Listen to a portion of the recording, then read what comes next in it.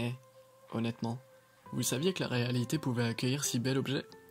Voici Oresude, première du non-single ou proto-layer apparu une première fois dans le B20 en tant que booster, accompagné en tant que combo de base du disque Spread et du driver Edge. Néanmoins, vous avez ici la deuxième et dernière fois qu'elle est apparue, celle du BG02 ou Random Layer Collection Volume 2, dont la Priced Bay de ce pack était le premier dual layer de l'histoire, Obélisque Odin. Mais quelle ode à la sublimité! Si c'était un humain, son corps serait transparent et nous verrions que son sang est d'or. La couleur est déformée par la couche de plastique transparent, ça s'apparente à une autre réalité. Si vous avez l'impression qu'elle scintille à la lumière, détrompez-vous, c'est votre œil qui s'illumine car elle est la lumière. Oresude.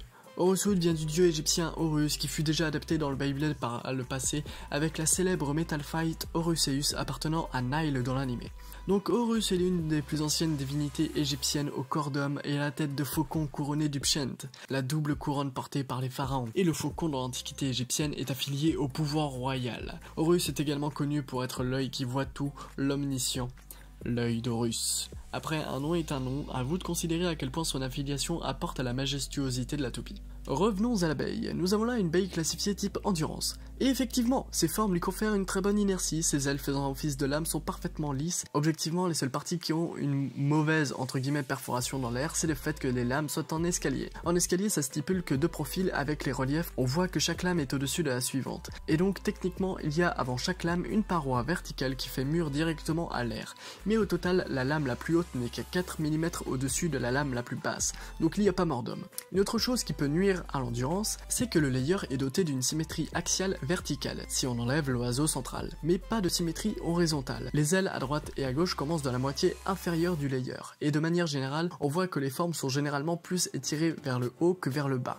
Donc c'est minime, 2 mm de plus vers le haut en partant du centre, mais un déséquilibre minime dans Beyblade, c'est important. Type endurance, mais pas que. Regardez ces formes. Hop, j'enlève la toupie et on voit qu'elle possède 20 lames et est très circulaire pour le coup. Après, selon l'inclinaison des lames, on voit qu'elle est nettement divisée en 4 parties de 5 lames dissemblables chacune. Et vu que c'est une rotation droite, mon code couleur est le suivant. Les parties bleues agiront en attaque de barrage et les parties roses en attaque pure pour éloigner l'adversaire. Par rapport aux attaques de barrage, nous avons donc 10 lames en tout, mais le layer est particulièrement fin je trouve. En hauteur j'entends. Les reliefs qui semblaient imposants tout à l'heure, c'est mon jeu de caméra, le zoom qui vous trompe. Voilà, vous voyez cette lame, c'est la plus grande lame de barrage qu'on ait. Elle fait 7 mm de haut. C'est très peu, il n'y a là pas assez de matière pour encaisser les chocs. On n'a donc pas de performance particulièrement suffisante pour de la haute défense. Elle fait l'affaire, mais l'éjection sera facile, surtout quand on sait qu'elle fait que 8 grammes.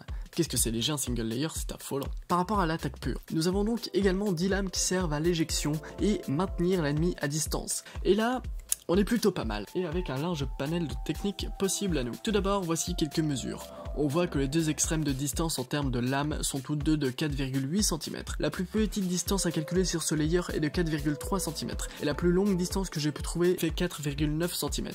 Qu'est-ce que c'est petit un single layer, c'est affolant. Voici d'autres mesures, qui correspondent à l'écart entre chaque lame. Et en vrai, c'est pas déconnant du tout. En fait, proportionnellement aux générations suivantes, on a là une type endurance très agressive. Par proportionnellement, je veux dire que vu son faible poids et sa taille, une GT va être avantagée pour l'éjecter. Mais ce défaut peut se régler, on verra ça plus tard. Donc, dans l'équilibre des single layers, elle est très offensive et menaçante pour une type endurance. Comptez donc tous ses points d'impact. C'est génial. Après, par rapport à son taux de burst, ouais, vu l'agressivité qui lui a été donnée, ils ont compensé là-dessus. Les dents sont assez faible, on verra après dans les combats, mais quand je parviens à faire des jolis mouvements offensifs, tout est annulé par un double burst qui brise l'espoir. Mais du coup, la solution est simple.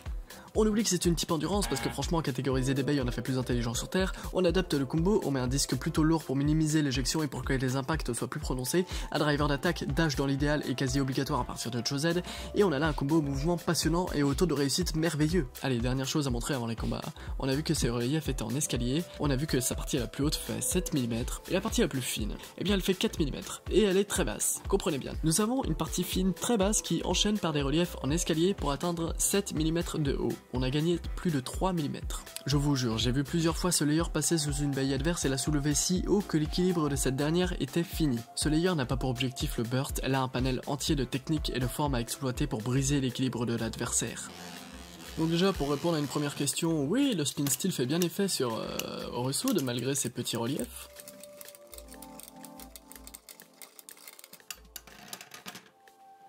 Là, Oresude va affronter une Valkyrie Fort Extend en mode attaque. Et donc on va entamer une nouvelle tristesse de cette toupie, c'est la calomnie du double burst. Il va y en avoir beaucoup trop.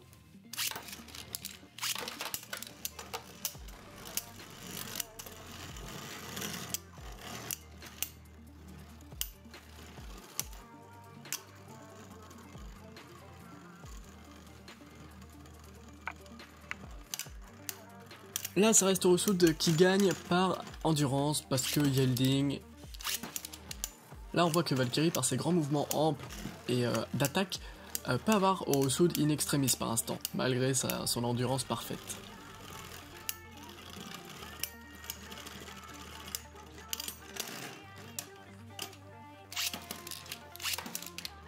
Donc ça, c'était un burst, donc tant pis. Du coup, j'ai retenté. Ça n'a pas été concluant.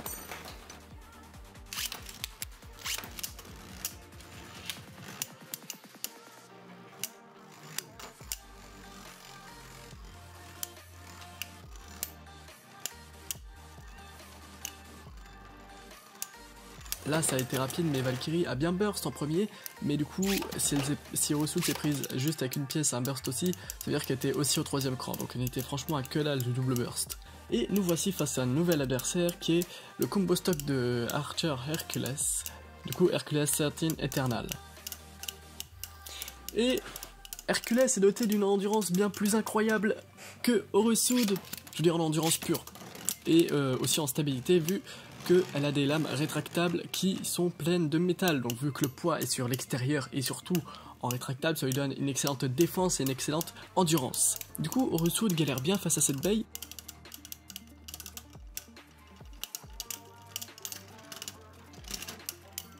Mais voyez là, je lui ai mis destroydage, donc du coup j'essaye des mouvements d'attaque.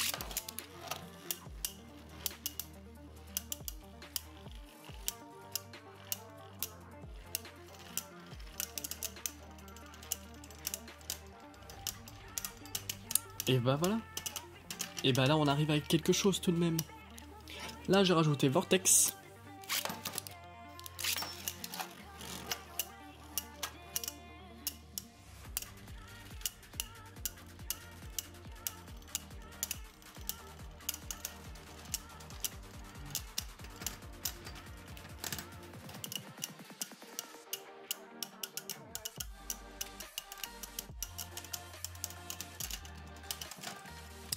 Donc là, Orusud fait face à un nouvel adversaire qui est Wild Wyvern Gravity Defense et Orusud a changé sa frame de Vortex à Under. Et face à les deux adversaires dans ce combat font une aussi grande calomnie pour le double burst. C'est affolant. Et pour le coup là, Orusud repasse au driver yielding.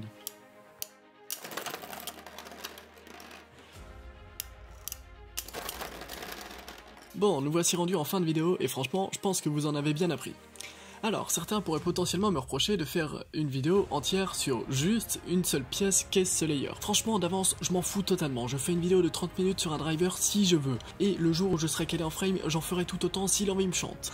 Sinon, j'ai ce layer depuis encore trop peu de temps. Je ne connais pas toutes ses spécificités, ses façons de jouer, ses forces et faiblesses, etc. Je sais que je ne suis pas parvenu à 100% à prouver que ce single layer possède une force dantesque. Quand on voit ce taux de réussite face à Hercules, on se pose des questions. Mais pour autant, en vidéo, j'ai eu que 2 victoires. Ces 2 victoires, il faut comprendre que c'est la faille à exploiter, ça ne peut pas être que de la chance. Si vous l'insinuez, c'est que vous êtes mauvais blader ou fort peu persévérant dans votre vie. Ces 2 victoires, enfin elle a eu plus de victoires, hein, mais juste c'était pas en vidéo. Ces 2 victoires, je veux comprendre ce qu'il s'est passé, c'est quelle inclinaison de lancer, quelle force de lancer que j'ai mise, c'est quelle répartition du poids qui a réussi cet exploit. Les enfants, ce que je veux dire, c'est que chaque pièce ne peut être binairement classée en forte ou pas forte. Aux échecs, il n'y a pas une façon de jouer qui est la meilleure. Il n'y a qu'une succession de choix et d'événements qui vont influencer la victoire recherchée. Si vous n'êtes pas d'accord, c'est que vous n'avez pas assez testé. C'est que vous vous contentez de l'influencement, de l'animé et des marques qui vont chaque nouvelle toupie comme la meilleure. Sur ce, c'était Castiel, et j'espère vous croiser dans le milieu de Beyblade à l'avenir. Salut!